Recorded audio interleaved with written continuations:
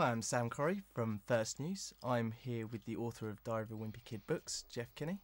Nice to meet you, Jeff. How are you doing? I'm very good. Yourself? I'm doing well. Good.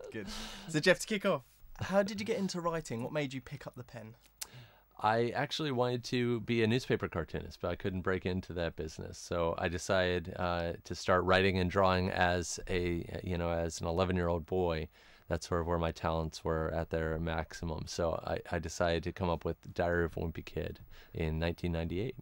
Okay, great. And where do you get your ideas from? Are they plucked from the sky, or are they childhood memories, or things that you do with your kids now?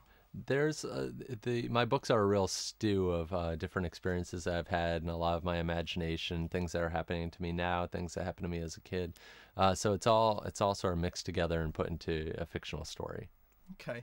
And so, looking to the movies, how do you feel when you see your written word and the world that you've created up on the big screen? It's really exciting, actually, to see my work come to life on the big screen, because especially when I draw scenes like maybe a talent show or something like that, or a roller rink, I only have to be responsible for my little drawings. They're just simple doodles in black and white, and then when you see them in the movie, they're fully fleshed out. They're three-dimensional, so it's exciting to see it translate. And is it something that you've always kind of wanted, or maybe thought about kind of doing with the books, or believed that that could be a future for the books? I never really thought about movies when I was writing my books. That's all been a big surprise to me when Hollywood came calling.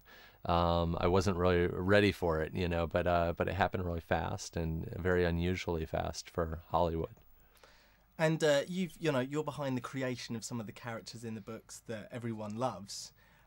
So did you have a hand with casting any of the kids that are in the films? I did. I gave a lot of input on casting in the movies. I got to see a lot of the audition tapes for Greg and Rowley and Fregley, and some of the other characters, and I gave my feedback. And so it was exciting to see the producers take my feedback and make some decisions on the characters. And I think you spoke about the environment you created, like the roller rink and stuff. For the actual movie, did you have input on the set design and how that world looked?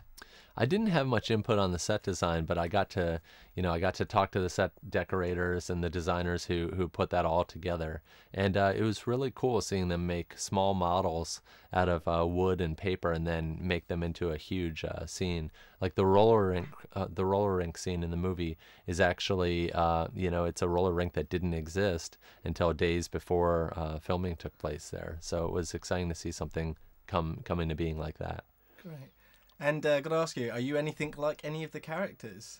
I think I'm a little bit like Greg. Yeah. I think in the worst ways. Greg is a flawed character. His point of view is flawed. He doesn't always make the right decisions, and I think I was a little bit like that as a kid. Okay. And who's your favourite character? Who was the most fun you had creating, if you like? My favorite character will always be Rowley. Rowley is Greg's best friend, and he's a pure kid. He doesn't, he doesn't feel the need to grow up. He likes being a child, and I wish I was more like Rowley as a kid. And so what were you like in school as a kid? I think I was a little bit self-centered, a little bit insecure. I kind of felt like an invisible kid. I didn't feel like I made much of a splash or an impression on my teachers or the kids around me. So in some ways I was like Greg. Okay.